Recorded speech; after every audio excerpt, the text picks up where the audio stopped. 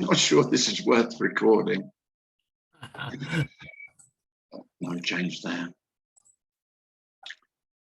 So,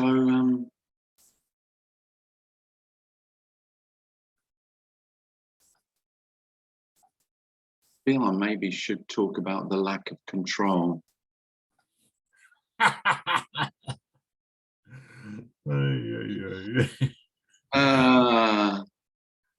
And maybe I could mention that there really are no mistakes. Yeah. So apologies to anyone who didn't get to the meeting. This is for when you watch this on YouTube. I posted the correct, I emailed the correct link, but posted the wrong link on Facebook and Instagram and anywhere else I might have posted it. Oh, and on my website. So I did well. I got 1 out of 4 correct. 25% success rate of advertising this Zoom. So I do apologize if you didn't make it. And as I said a few minutes ago, I thought my level of incompetence had reached its zenith, but obviously I haven't peaked yet. It's getting fucking worse.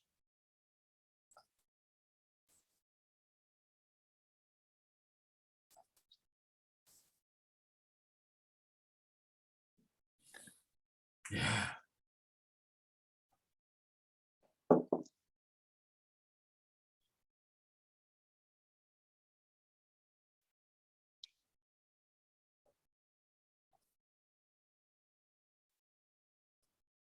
So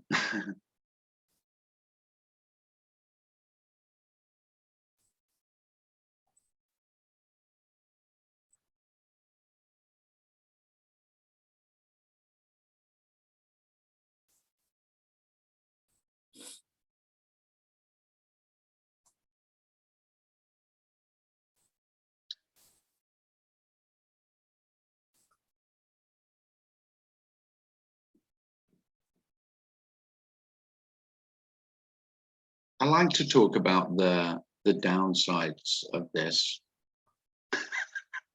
not just the glory. And one of the downsides is not knowing what to do. And even when you kind of do have purpose, it's never as easy to focus without that. I mean, let's not disrespect self too much. Self is pretty good for focus when you want to get a task done because it's important to you. In fact, it may feel essential, even a matter of life and death. And that's pretty good for focusing attention on the task in hand. And I speak to a lot of people about this, and you may find it increasingly difficult to focus on the task in hand because actually you really, although you want to care about it, there is an underlying, you couldn't give a shit about the task and its successful completion. That I know that was a big part of why I found work increasingly difficult, especially when the tasks were given to me by someone else. So they weren't my tasks either. They were just doing as I was told. And of course, it's hugely liberating to no longer do as you're told, especially what you tell yourself that you should be doing. But it does make you increasingly incompetent. This will not improve your competency at anything other than playing.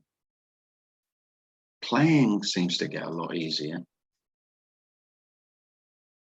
Everything is, the whole of life is playful. Everything's lost its seriousness. even the most serious.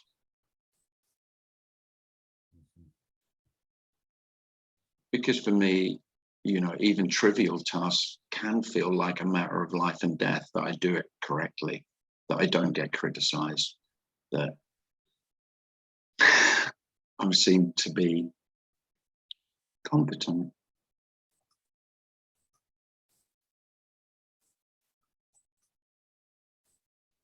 So it's not the best selling point of enlightenment, and it's not really talked about a lot, that you will be very incompetent. Although liberated. And I know self gets afraid of that. Oh, hello, someone's arrived.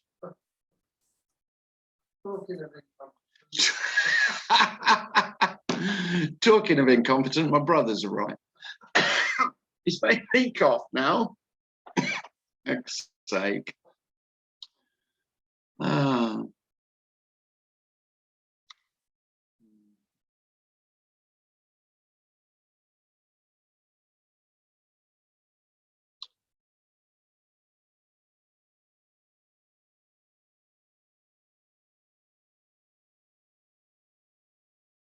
Isn't it wonderful that there aren't any successful ones, though? I mean, isn't that? It can feel devastating when your heroes fall from their pedestal, but it is the most wonderful thing, you know. There was a I mean, it is a famous line, but there was a book written by a psychologist who worked in prisons. I've forgotten what his name is now. Sheldon B. Cobb. If you meet the Buddha on the road, then kill him, was the title of the book. Now, I didn't really like the book, but I loved the title. And that's years ago. I'm talking 25 years ago, probably. But it's still a wonderful thing, especially if you're a Buddhist.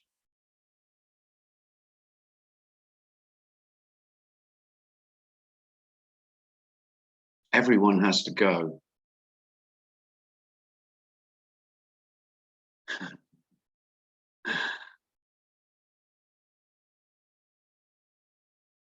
And amazingly, of course, what's left in the absence of hero worship, admiration,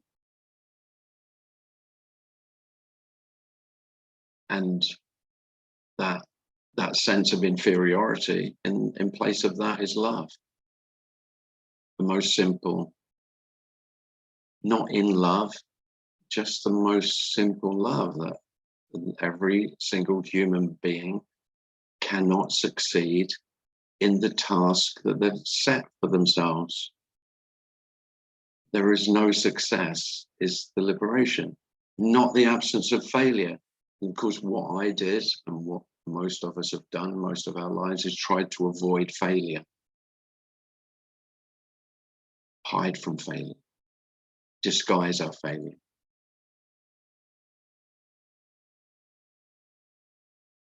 Talk about our failure as the road to success, you know, even make our failures a success. Well, there is no success or failure. And no one to be successful or unsuccessful. No one is more alive than anyone else. And that's all there is. This most simple, ordinary, extraordinary aliveness. No one being alive, just being alive.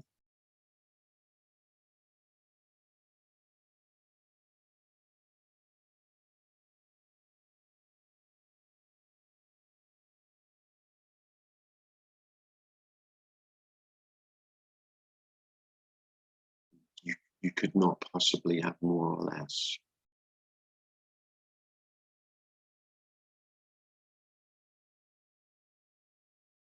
So, whoever you look to, that maybe you think they have more or less. It's not possible.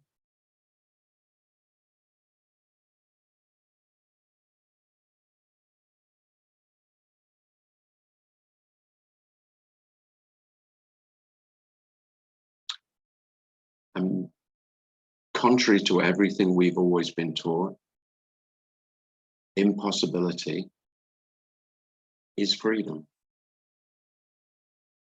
The liberation is all in the impossibility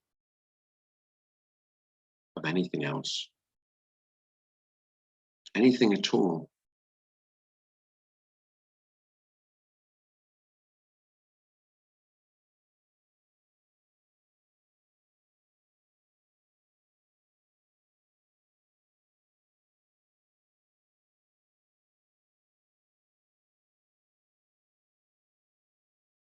And it may well be very disconcerting to know, to not know what to do, because self lives in purpose.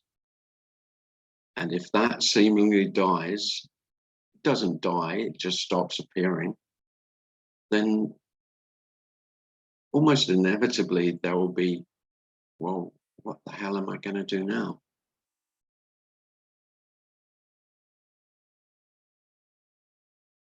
And that could seem to take some getting used to.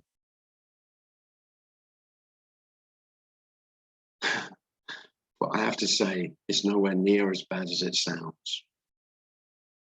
It may sound dreadful, but it's not, because you already don't know what to do. The illusion is that you do.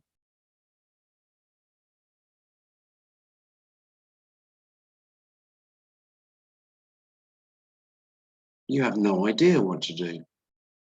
Random thoughts and ideas about what to do. So what? And as self, I mean, when I speak to ordinary folk, unlike yourselves, they're always talking about what they're going to do. Of course they are. And if they don't know what to do, their very sense of being okay feels threatened. It's so threatening to not know. Not knowing is an anathema to me. I need to know. I need to know. Turns out you don't need to know. You don't need to know anything. Turns out no one knows. Just a lot of human beings saying they do. And then someone tells you they know the truth and they know how it really is and they know how it works.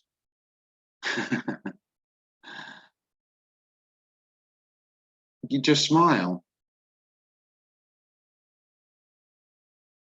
There's no this destroys any wanting to persuade anyone. There's no desire for persuasion because there's nothing to be persuaded of.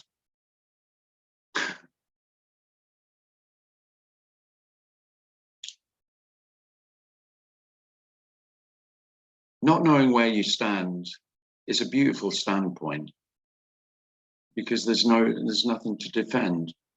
It's it's indefensible.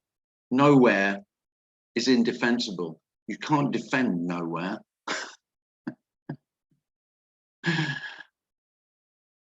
There's no trenches to be dug or fortifications, parapets, drawbridges.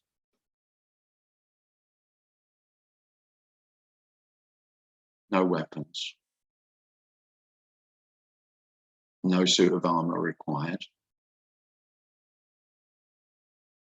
And the vulnerability of that nakedness can feel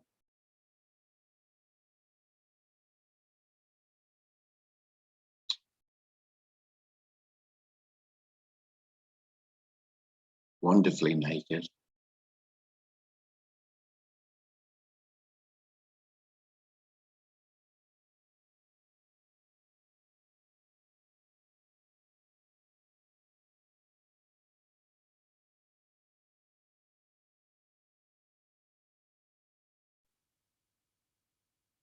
So well done, those of you who got here once Darren had told me which links were wrong. Sorry, who was telling us at the beginning, Darren? Yeah, I can't remember. What was it? Who was it who was telling? Was it Nina? No. Can't remember. Nancy. Nancy. Thanks, Nancy. You're welcome. So apologies for that. And again, I'll apologize if you're watching this on YouTube and you wanted to come and you got the wrong link. Apologies.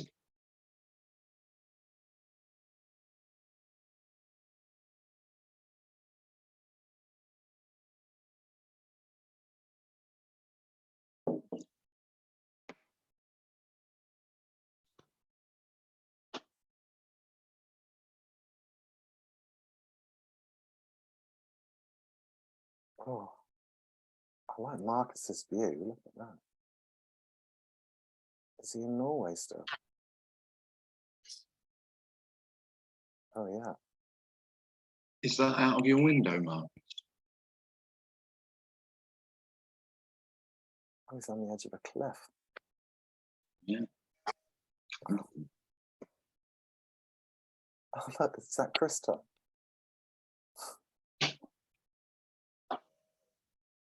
I think it is.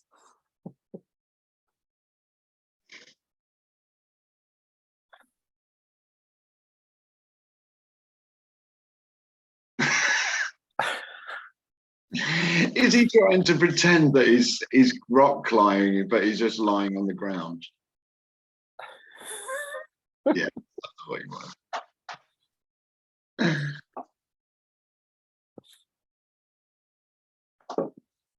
Silly sod.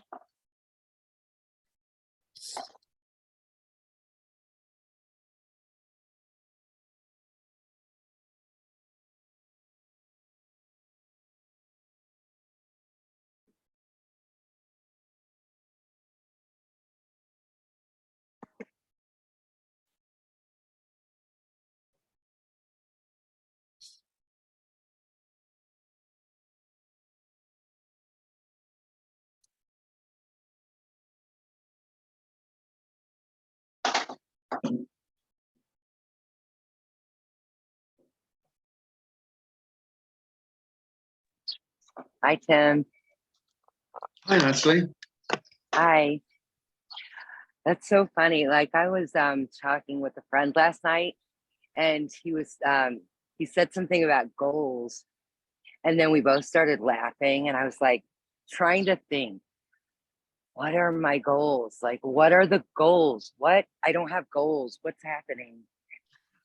And it was just I don't know, it's just pretty funny. Like I feel like I used to have a lot of goals. Like I need to do this. I should be doing this. If I do that, then this. And it's like, I mean, I wasn't even creating those goals anyway. That's the freaky part because it's like, it's already this. It's already, there's already no separation, no separate person doing it. And so like thinking back, like, did I, why did the goals stop? Like, I guess that's just unanswerable, you know, unknowable. Since I don't know why I was having those goals in the first place. It's like, I mean, I can tell a story about why you had goals and you don't now. Okay. Yeah, let's hear it. I want to hear this. It's not the answer, but yeah, I can. Yeah, but if you feel incomplete, which self does. If I'm not enough, then of course I need goals, don't I? Yeah, I guess I'm enough. How am I? No, you're not. That's it. No, that's just. I don't know what's going on. No, you're not. That's. Yeah, there you go. Yeah. Strangely, of course, the end of goals is not that you are enough. No, how could I be enough? I don't even know what I am. It's that just doesn't make any sense. As there isn't a you to be enough or not enough. But without the sense of incomplete, you know, that I'm not there yet. So whether self feels it that, you know, it's internal that I need completing, I need to work on myself, or their external goals. It's the same story that the self tells itself of that will lead me closer. I mean, it's very simple. If the whole story collapses of there could be any closer, then that's the end of goals. That's a nice story. I like it. Nice story. Yeah. But yeah, it's just like, I just until he said that. And then he said, we were talking just about life and catching up and stuff, and he said, yeah, you just kind of walk around and it just becomes a monologue. I just started cracking up. I'm like, what are you talking about? A monologue? And then it was just like so funny because there isn't a set solid thing here. And so walking around, meeting other appearances, whatever, it's just like, it's like another bird song, just a couple people chirping, just randomly saying similar things, similar thoughts arising, like universal thoughts, whatever they want to say in spirituality. But it is pretty funny. I like that monologue thing. That was fun. Yeah. Yeah, he's not one of the ordinary people, so Thanks, Natalie. yeah. Razia has a hand up. Hi, Razzie.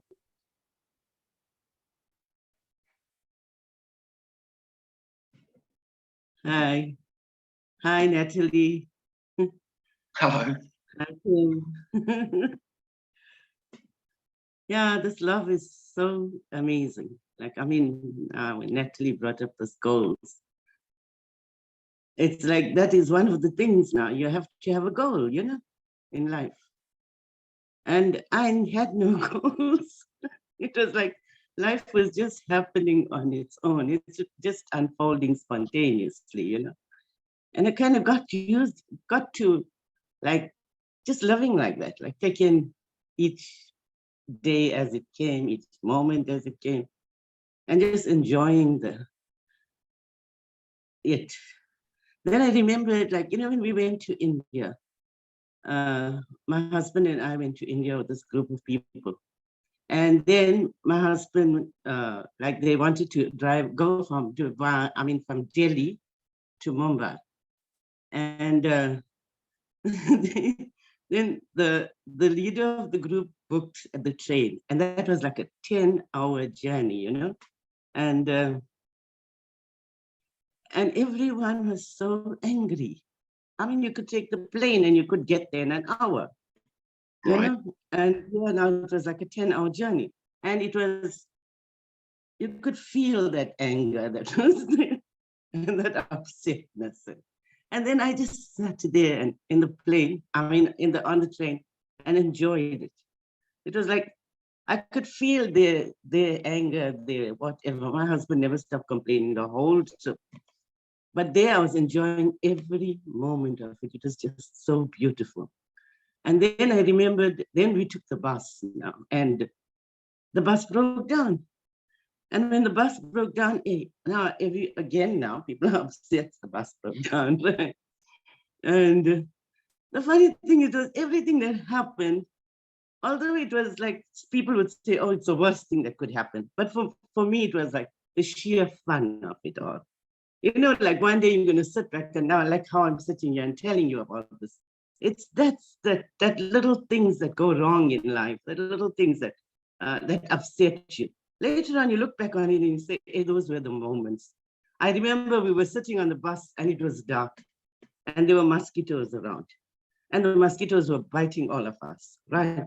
And then we realized they were biting us at certain places, and I got bitten all over my neck, It was like red, and people were getting bitten like at different parts in the body, but mine was so visible. Theirs was under the clothes, And that was fun too. That was fun. It was fun, yeah. You just couldn't, It was like being on a high. Well, The whole trip was, that's yeah, some being kind on- of perversion you've got going there, Razia, if you're getting high from mosquito bites. Yeah. All I could say was, there was That's not my idea of fun. yeah, I know, right? But I couldn't feel upset. And then my husband, we all were like rinsing our mouth with the water from the bottle, right? And he was gargling his teeth, I mean, brushing his teeth and rinsing it with the water from the tap. So he got diarrhea. And he didn't tell anyone about the diarrhea because he was feeling so ashamed now, to say to people that he had diarrhea. And now where do you go? The bus is broken, there's no toilets, what do you do, So it was like, everything was so funny. You're not And we telling me that enjoyed was fun. it. Not for him. No. but for- If you can find joy in diarrhea, that is the true definition of enlightenment. No, but at the end of it all, It's reminded me of was a that story that he I got could tell, but I treated. won't. He got treated at that time. Now I realized, I said, "Oh, Franz, why didn't you tell me you had diarrhea in the first place? What's so bad about diarrhea? I mean, if you told me there was a doctor there, he could have treated it. And he treated it. He just gave him a tablet. It was treated. The next day it was okay. I mean, that's the thing. But the fun of it all is that when life happens spontaneously, and the best laid plans go awry, we all know that. I mean, right today, like today now, the link went so wrong. You know what I mean? You don't know, you don't know that things are going to go the way you want them to, because often they don't. So we don't get attached to consequences or attached to results or things like that. You know what I mean? So that's all I want to say. I realize that when you plan stuff and you have goals and things, it just doesn't go the way you want it to. Well, I mean, you could make letting go of your goals a goal, of course. Sorry? You can make letting go of your goals a goal. Yeah, that could be. I know loads of spiritual people who have done that. Yeah. My new goal is to let go of all my goals. Yeah. Yeah, I know. Like technically everything could be, you could find a thing right about it and say that. But the enjoyment of life is just taking it as it comes. Doesn't matter what it is. You'll deal with it, Yeah. And there will be good, there'll be good and the bad and the ugly, whatever. But you deal with it. And we're not going to live now thinking, hey, this is going to happen and that is going to being so futuristic, right?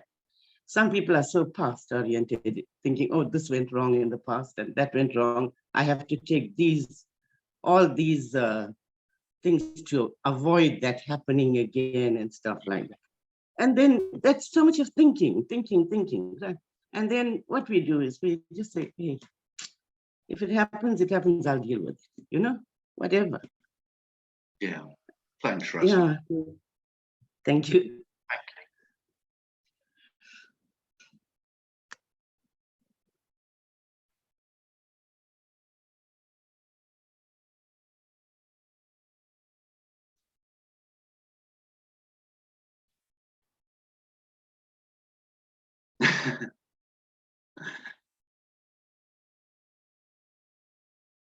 Self can only really,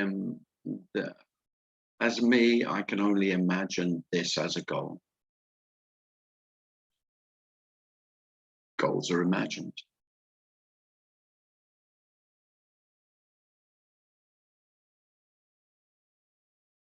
So the goal of liberation, the goal of enlightenment, the goal of a shift, the goal of awakening, the goal of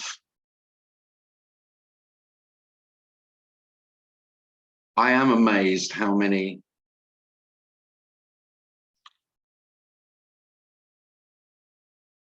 people I speak to just can't let go, of course, they can't let go. I am the holding on. So while there is a sense of there is any goal, and by goal, I just mean anything to come, something that will happen, that could happen, that might happen.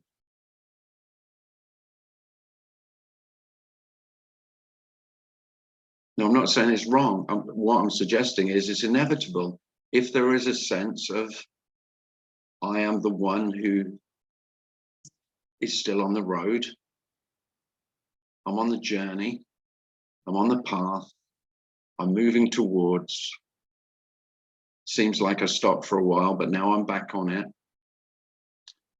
then goals are inevitable. It's not that goals are not really, goals are not a problem. Goals are pure fantasy, wish fulfillment, fairy tales.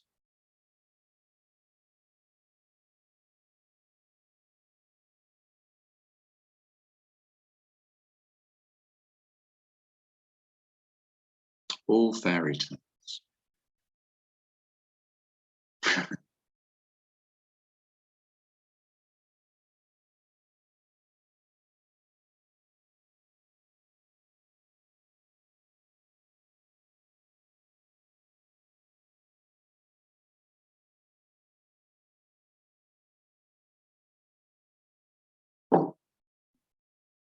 I was thinking about Razia, what you were saying, Razia, about taking life as it comes. When really, I mean, it's sort of more like the impossibility of taking life as it comes. I mean, just not even really coming and going. I don't know who it would be that would be taking life. It just sort of is and isn't. No, life is simply as it comes. Mm-hmm. Yeah, That's saying too much, because life doesn't actually come, does it? Exactly. Yeah. I do struggle to say come without some sexual connotation. I apologize for that. You didn't pick it up. I felt I needed to make it explicit, but there we go. That's just my juvenile 14-year-old brain and how it works. I was just gonna say, I feel like I'm I back knew in you were my gonna sixth say. grade classroom. My sixth grade classroom. Yeah, there you go. You did it. Good job. But life is comings and goings, and unfortunately, there's always going to be words that will. Yeah. No, there's seeming coming and going, of course. Yeah. That's what it looks like. Looks like coming and going. Doesn't mean it looks like, doesn't mean it is. Yeah. That's the great paradox. Looks like coming and going, not coming and going at all. But Tim, there's also that point that people reach when they say, hey, to hell with everything, man. I've tried everything. And they're so bent on enlightenment, and then they get to this point and they say, hey, it's just not working. And at that particular point, something happens. Yeah, something might seem to happen, but again, that doesn't mean to say something will happen. Yeah, there's no certainty. Like you said, if there was a formula for this, everyone would be enlightened. You know what I mean? If there was a formula, if I could have a formula and give it to you and say, hey, this is it. Like, I don't even have a formula. Mine happened. I don't even know how. Well, it was spontaneous happening.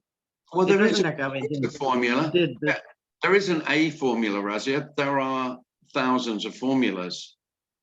Yes.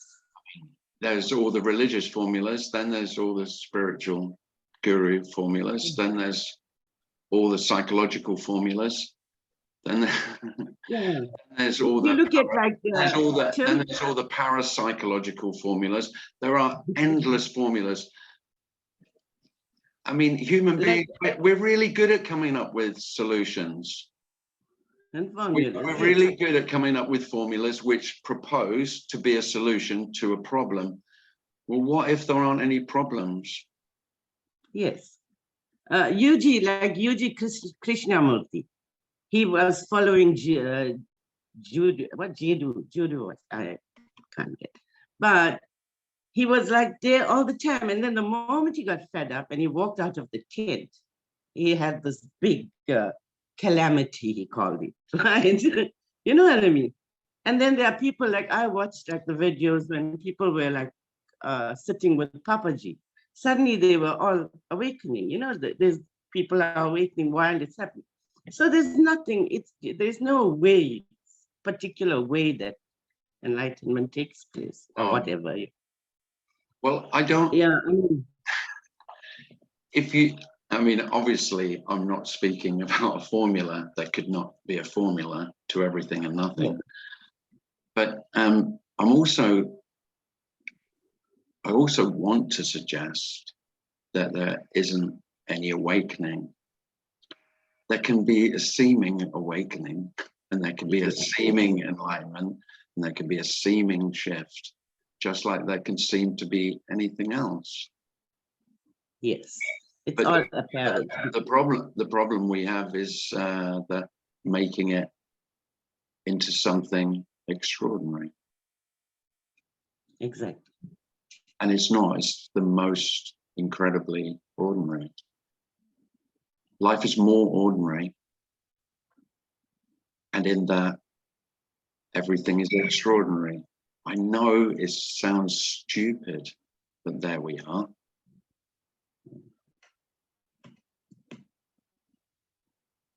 I mean, if I could give it to you on a plate, obviously I would, and you would too either. You know, just give it to them. But Well, this is No, the this thing is this is up Raji, to you can't give it on a plate. It's, you know, you can't. You couldn't put this on a plate. yeah. No, there wouldn't. You could say it's already on the plate, so you know there's nothing to be plated up. But the plate would be empty. That's the other thing about the plate, and nobody wants an empty plate. You're not gonna be buying the empty plate when you go to the restaurant. You want to be able to choose what food you like. And that's the whole dilemma for self, is it wants life to be how it likes life to be. And life isn't how you like it to be. It's as it is, that's all. Life is just simply, undoubtedly, undeniably as it is. And you are the conflict with as it is. I remember, Tim, when I first experienced this, and there was this one day I was sitting in meditation, and I felt like my heart was bursting and it was opening. You know, I could feel it, and when I got up, I walked out and I saw my daughter, and I think for the first time I went up there to her and I hugged her. And if anyone had come then and there in front of me, I would have hugged it. It was so great, this love, you know. I just wanted to share it with a whole lot of people, like to get out there and say, this is it. You know, this is so amazing. And yet I knew at the same time that I went through a whole lot of problems after. So like you said, it's not all positive. There is that when it brings you to that, when you are crying and saying, hey, I'm losing everything. What is happening? You know, my daughter doesn't want me in her life. And this is happening. And then you feel that. And your husband dies suddenly when you are so happy with your life and your husband dies. Then your daughter leaves. It's like a whole lot of things happen to you. It's not that you are in bliss out all the time or you're happy all the time. There is going to be that too. But that day when I felt that heart thing, it was like the most beautiful thing that happened to me. it was like now I could like just love, love, love, you know? Yeah, thanks, Rosie. Yeah. Thanks. Thank you.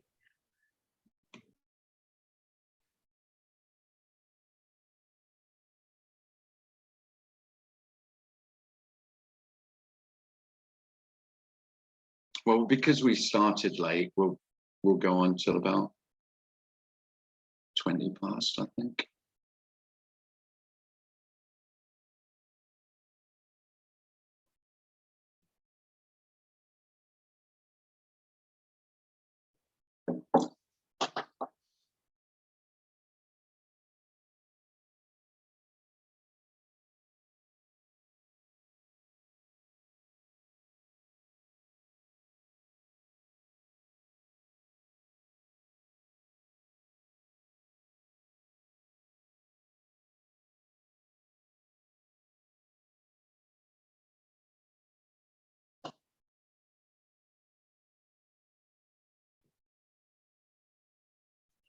I was just thinking about what you're saying about the plate, you know, handing it to someone on a plate.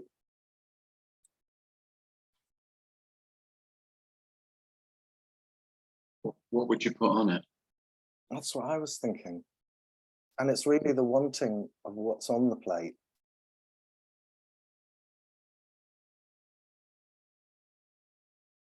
The wanting of something else.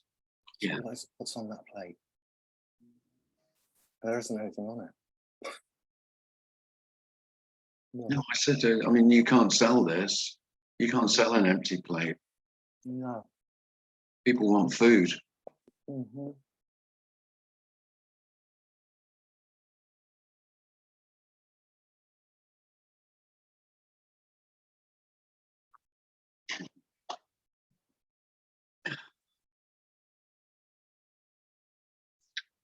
Michael has his hand up.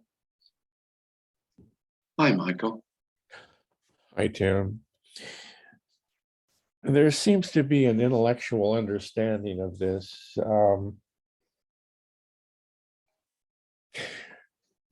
Where it's grasped that there's no self, that there's no things.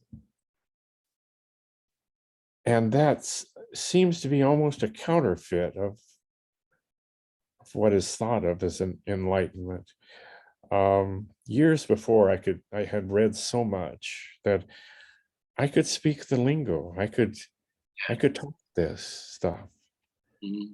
And I spoke under a pseudonym. And now I look back and read some of that stuff that occasionally pops up, and I think, gosh, that's pretty good. But at the time, there was a vast difference between the intellectual understanding and the bottom literally falling out. There's a few who, when they speak, you can tell something, there's a certain clarity. You're one of them. I love how you talk about what it's like instead of how to get there. That's very rare. All the people that I read, almost all, speak of, they have a plan, they have a method, they have a technique or a suggestion. That's why I come here. You don't. You leave nothing to hang on to. Thanks. Well, that is music to my ears, because of course that is my goal.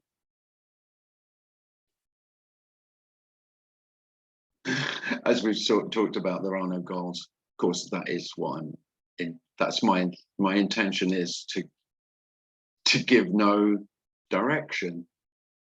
When there's no paths. No paths lead to here. They just don't. They just don't. There aren't any. There is no way to get here. It's just that simple. It's outrageous. It's ridiculously simple. You cannot get here That's it. That's all I want to say. I want to tell, and of course, I would love to shout with a loud hailer to go into Cambridge, into the city centre, next to the Jehovah Witnesses, with a loudspeaker, and say, there is no way to get here. I would love it. You know, I don't want to be crucified, but I would love, there would be it'd be great, very pleasurable. Especially if there were some evangelical Christians just across the courtyard, you know, across the marketplace on the other corner. It'd be fun. Yeah, no way is the freedom. That's it.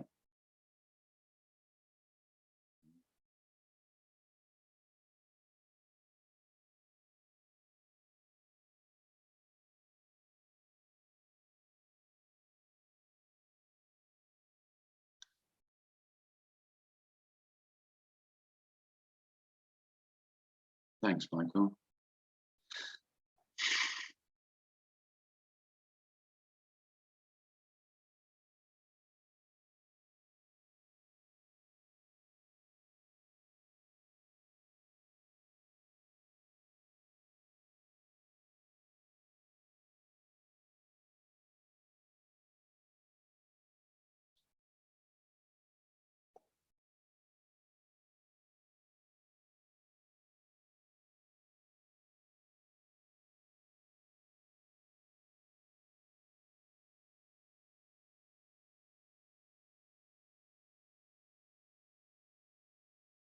And of course, if there is no way, as Natalie just said,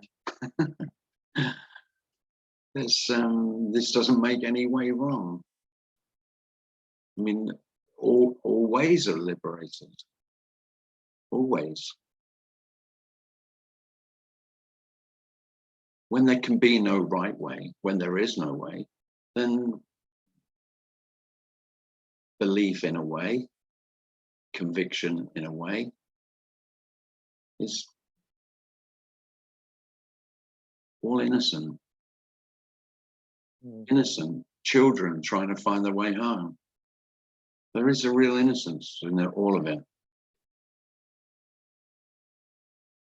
Children who could never possibly leave, trying to find their way back.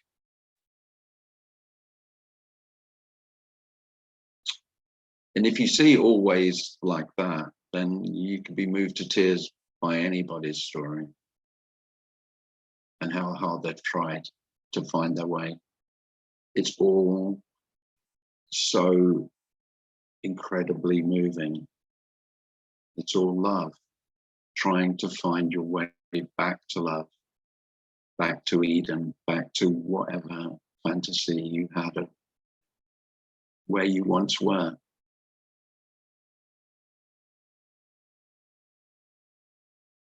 And the utter futility of it all feels like love.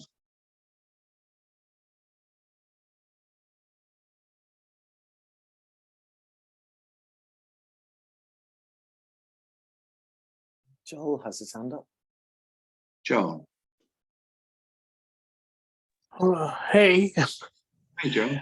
I, I was watching a program on the new telescope we just sent up a couple of years ago, and I was looking at the images that are purported to be 14 billion light years away, and I was overwhelmed just by, and I was seeing this sense of just having this real sense of like deep love for these galaxies 14 billion years, supposedly away from me. And it felt like, and everything was within the realm of that. I mean, people that I love and everything else sort of came up at the same time. And it was just like, I don't know, I just feel like there's nothing, there's no distance between, there's nothing.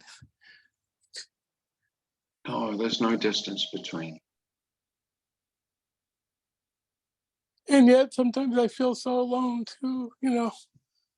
It's one and the same, Joel. It's the aloneness is that there is no distance between, there is no in between. So that's all. Thank you. Thanks, Joel. No, there's no in between.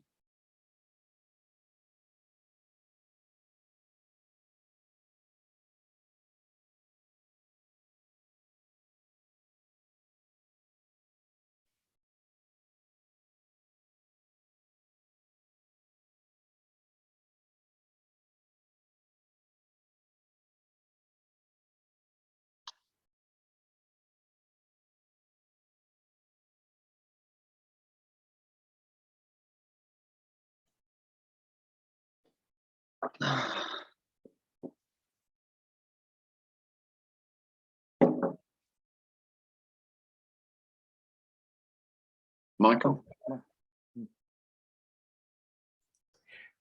Did you see Oliver? Yeah, he's got a wobbly tooth. He's got a wobbly tooth. He bit it and he thought his tooth. Oh, a wobbly tooth. I remember how that feels. He's beautiful, Darren. No, thanks, Michael. Yeah, Your tongue can never leave a wobbly tooth alone. Or a chipped Who tooth. forgets that? No one forgets that.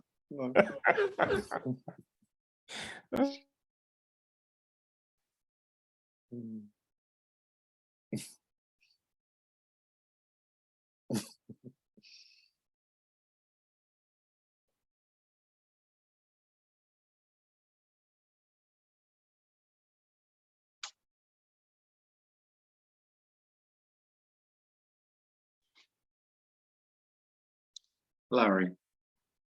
Hi, Larry. Hey, you said in the beginning it's not as bad as it sounds. Oh, it's not. It sounds. Worse. It's Does it sound fucking worse. terrible, Larry? It's worse than it sounds. It can be.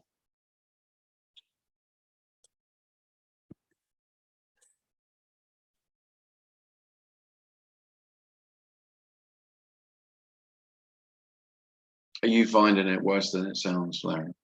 Yep. Yeah.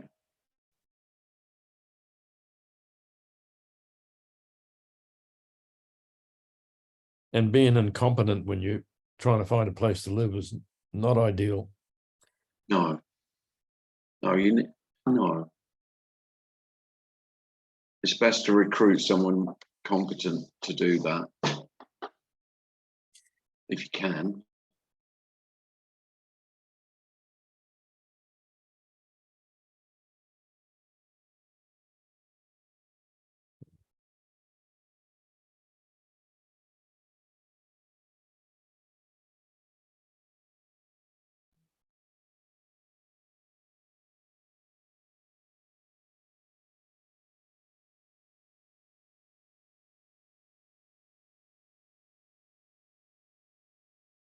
No support.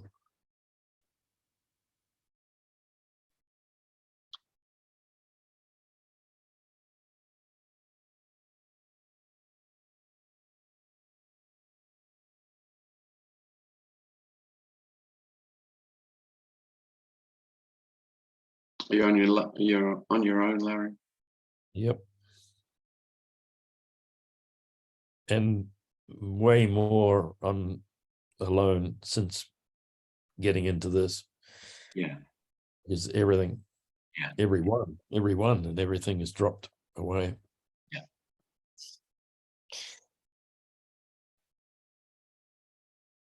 Yeah, the aloneness can feel unbearable. Yeah. Including any or all imagined support. Mm-hmm. Gone.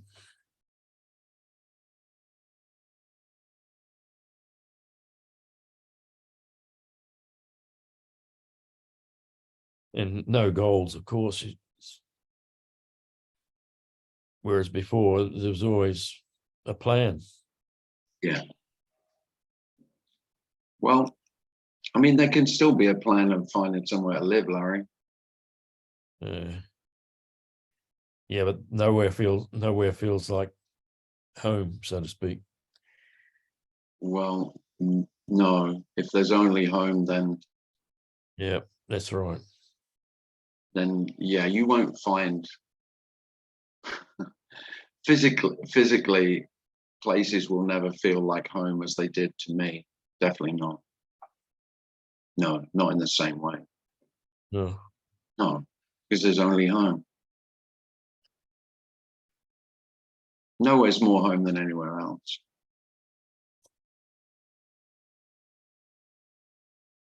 You can't leave and you can't return.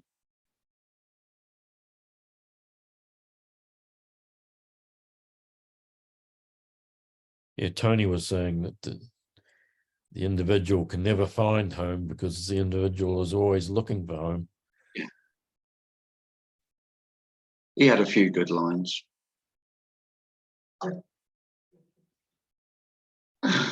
And when the individual is no more, there's home. Yeah, only home. Yeah. But unfortunately here, the individual's hanging on.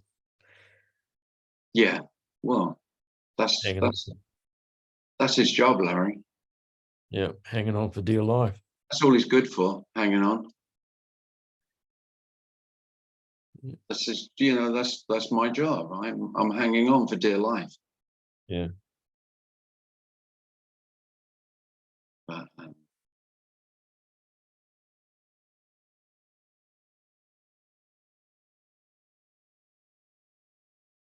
it's fine.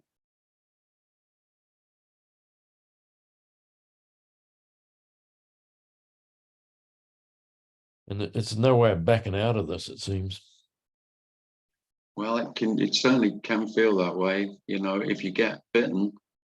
It's some toxic venom with no antidote, it seems like, yeah.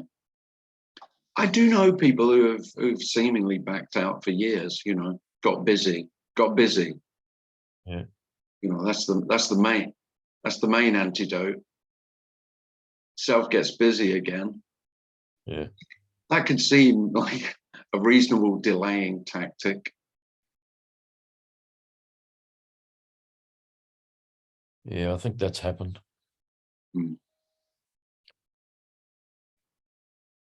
It's the old tiger's mouth, isn't it?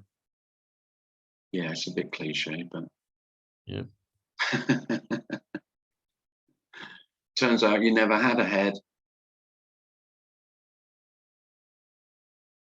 Yeah. Yeah.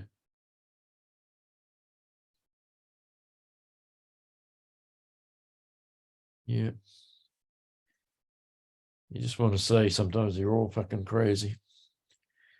Oh yeah. No doubt about that. But again, of course, if everyone's crazy, no one's crazy. You know, there have to be some sane ones for crazy to make any sense. You need to show those. I mean, anybody speaking about this. Oh, speaking about it. Oh, yeah. Yeah. You just got to be a little bit careful who you speak to about it, Larry. Yeah. I've said on numerous occasions, this isn't for the pub.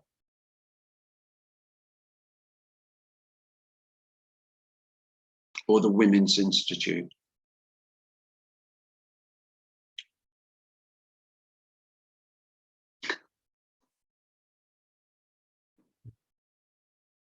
Guest speaker this week, Tim Cliss on Nonduality. Cream cakes, cucumber sandwiches. And of course, the annihilation of self.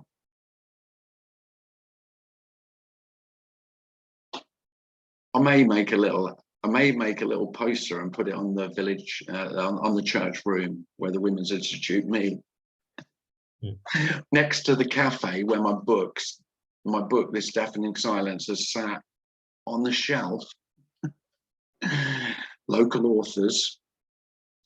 There's two of us, local authors in the village, me and a guy who wrote some lockdown poetry.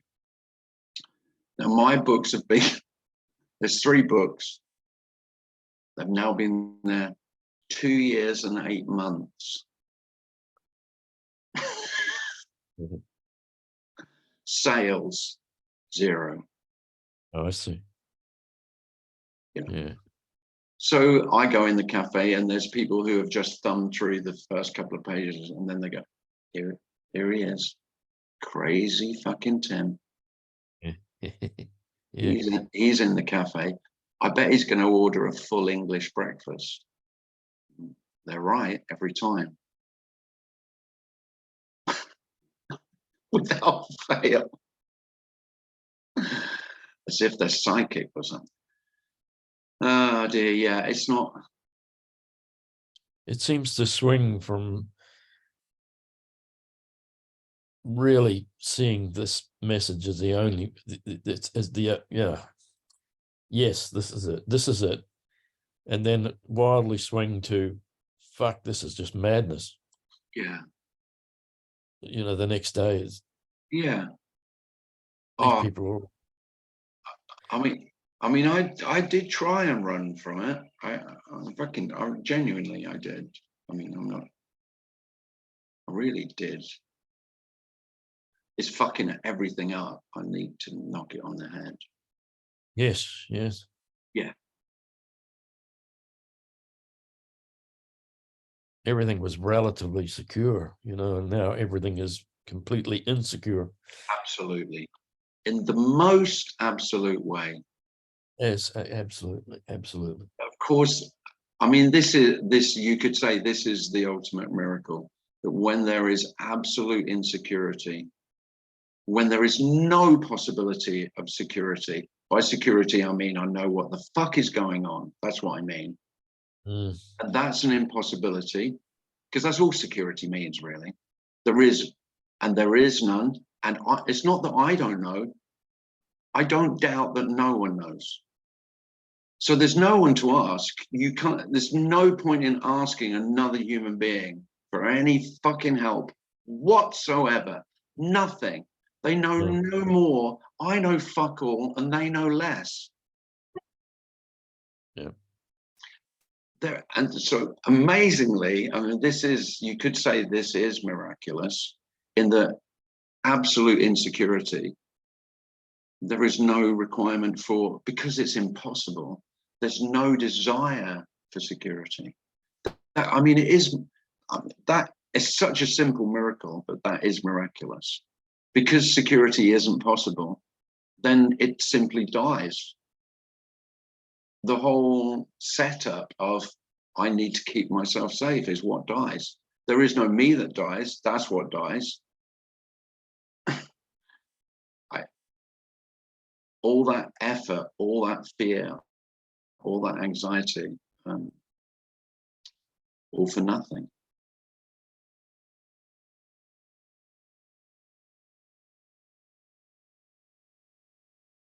All for nothing. Dark night of the soul. Yeah.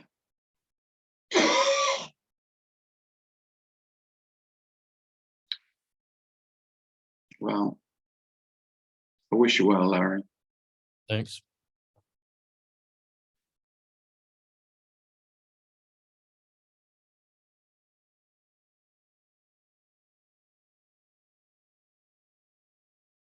Well, before we finish, I'll apologize again for those of you who didn't get the link, or, you know, I posted the wrong link virtually everywhere. For what it's worth, I will set myself the goal of being as competent as possible in the next week of advertising. Doesn't mean shit, but there we go. The intention is there. What the fuck is intention? I haven't got a clue. You haven't got a clue. No one's got a clue. It's intent. That's such a funny thing, isn't it? Intention. Anyway, quick couple of plugs. I can still advertise. I'm in Hampstead next a week on Saturday in London. If any of you could make that, that would be great. And then the following weekend, I'm in North Carolina, Black Mountain, for a weekend retreat. All the details are on my website, hopefully with a little bit of correct information. Perhaps. But if you've got any questions, oh, and by the way, if you would like, the only thing I got right today was the email list. If you'd like to be on the email, I email you the correct link every week, then by all means, just send me an email and I'll put you on the invitation list. Oh, and I should say, I'm also going to California in October. And again, all the info on that, all the details and registration, going to Folsom, California. So thanks to Tej and Ben for that. And thanks very much for coming and bearing with my incompetence. Yeah, lovely to see you all. Thanks, Darren. Thanks, Tim. Cheers, Phil. Thanks, Tim. Thanks, everybody. Thanks, Tim. Thanks, Darren. Thanks, Tim. Thank See you later. Tim. you, Tim. Thank you. Thank you, Tim. Thank you, Darren. Thank you for the laughter and the tears. Thank you so much. It was wonderful.